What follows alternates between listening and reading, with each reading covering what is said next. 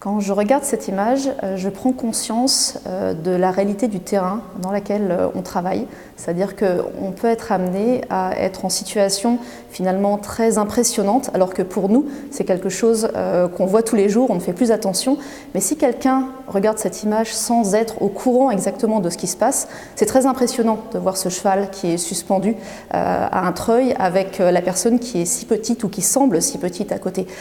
En fait, cette image traduit l'évolution de nos conditions de travail. Il y a assez longtemps, donc au XVIIIe et au XIXe siècle, on n'anesthésiait pas les chevaux, on les contenait. Et donc il n'y avait aucune notion de bien-être au sens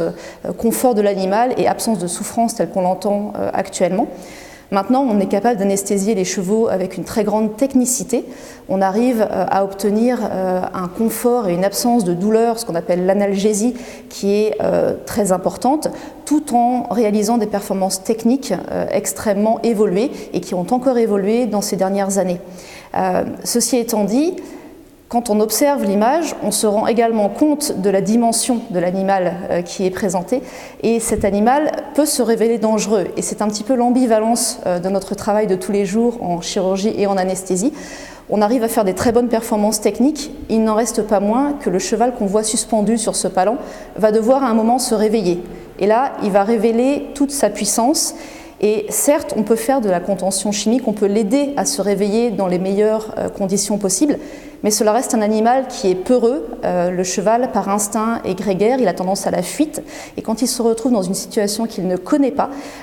il est extrêmement stressé. Et donc on peut avoir fait la meilleure chirurgie du monde, il n'en reste pas moins que tout reste suspendu au moment où le cheval va devoir se mettre debout, et à ce moment-là, on peut perdre le contrôle et malheureusement ce sont des choses qu'on vit,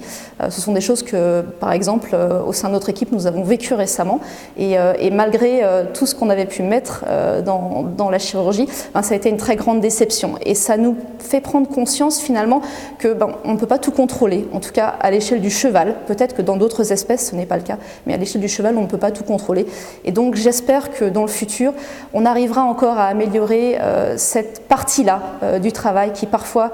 reste soumis à des aléas et peut-être source de tristesse ou de déception, alors qu'à côté de ça, on arrive à faire des choses magnifiques et qui permettent, au sens chirurgical du terme, d'améliorer l'espérance de vie de ces animaux de façon considérable. Donc c'est moi ce que je souhaite pour le futur. Et si on regarde en arrière, on se rend quand même compte que le chemin qui a été fait est magnifique, était long mais a fortement évolué. J'espère que le même chemin se trouve devant et qu'on arrivera de la même façon à obtenir encore des meilleures performances et une meilleure espérance de vie post-chirurgicale pour certains de nos patients.